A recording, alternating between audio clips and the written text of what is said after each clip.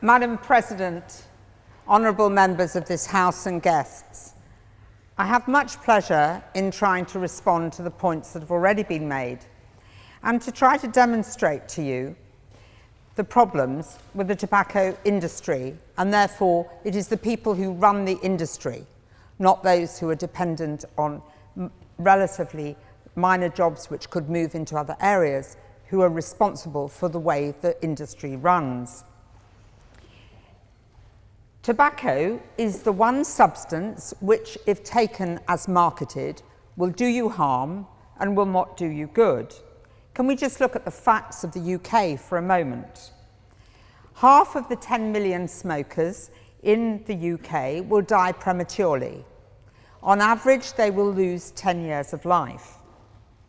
We know that nicotine is highly addictive, and yet it is so addictive that despite all the publicity, all the information given, people find that they cannot give up, and most have started smoking when young. Indeed, we still have 90% of adults and 8% of 15-year-olds underage, I would remind you, who are smoking. Of course, the figures are higher in the mentally ill. But honourable members, we are here in this honourable city of Oxford, and it was here that Richard Dole, in 1950, published the definitive work that showed the link between smoking tobacco and lung cancer. When the evidence came out, further research was undertaken and more evidence accrued. What is the morally appropriate thing to do when you hear that the product that you are marketing is only doing harm and shortening lives? The morally appropriate thing to do is to hone back, but that was not the response of the tobacco industry. And it wasn't until 1988 that the US Surgeon General determined definitively in a statement that actually cigarettes are highly addictive because of their nicotine content. The tobacco industry even then tried to pretend this came as a surprise, but actually it was no surprise at all. Because go back to 1966. In 1966, the chief executive of British American Tobacco said, and I quote, "We have no internal research which proves that smoking causes lung cancer or other diseases, or indeed that smoking is addictive." That was a quote already used by my honourable friend. Note the word internal. Was this totally honest? Well, 3 years before, the tobacco industry documents dating from the 1960s show that the tobacco companies recognised the main reason people continue to smoke is nicotine addiction. A lawyer then acting said, "Nicotine is addictive. We are then in the business of selling nicotine, an addictive drug. The tobacco industry needs people to be addictive because it recruits new customers that way. And we know that the child's brain is more likely to become addictive to substances than an older brain. So that is why marketing is specifically to make it catchy to young people." And indeed, in 1982, again, before that edict in the US, a memo from Philip Morris, a researcher internally, said, "Let's face facts.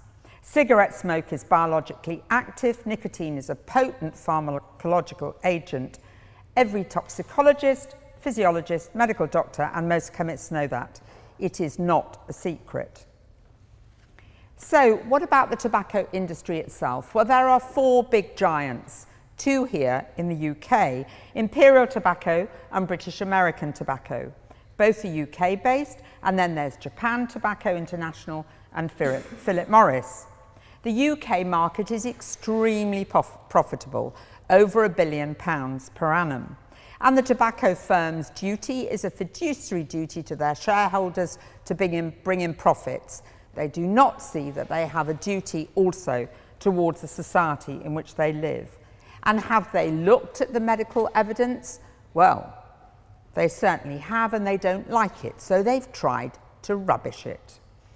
In 1994, Professor Glantz won a 3-year grant of getting on for $600,000 to look at the effects of state and local advocacy on tobacco control policy. Philip Morris tried to rubbish it, putting out statements such as it is anti-business and anti-jobs, an argument that does not hold water when you're looking at the health of a population. Philip Morris indeed set up a special research unit in 2005 to themselves look into the instance of active and passive smoking. The harms of passive smoking were behind the legislation that we brought in to ban smoking in public places.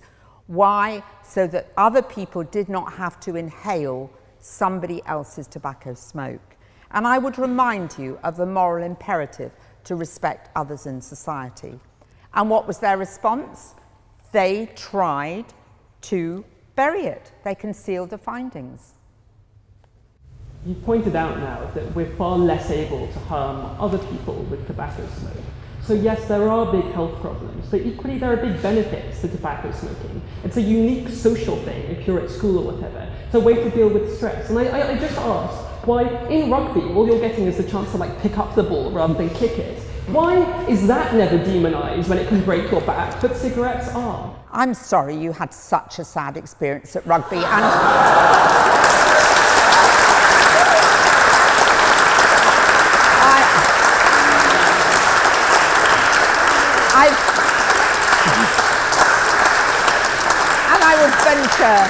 I would venture to ask whether you've ever heard of the health benefits of sport, and if not, I would suggest that you take a little bit of advice.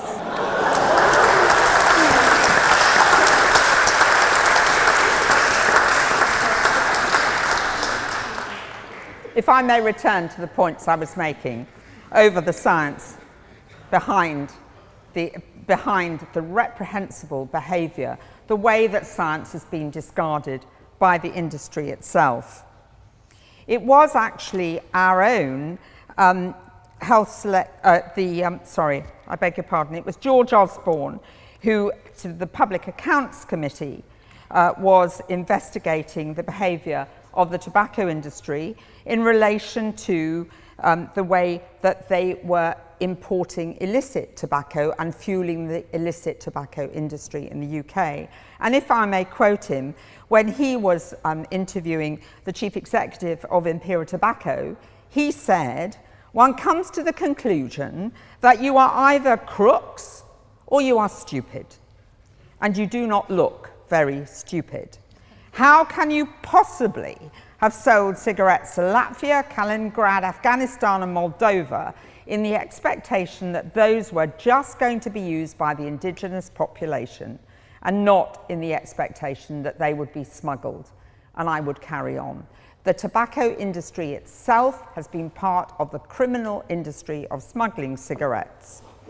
But I would like to finish with an independent judgment on the tobacco industry itself. And this comes from 2006 in the Kessler Judgment.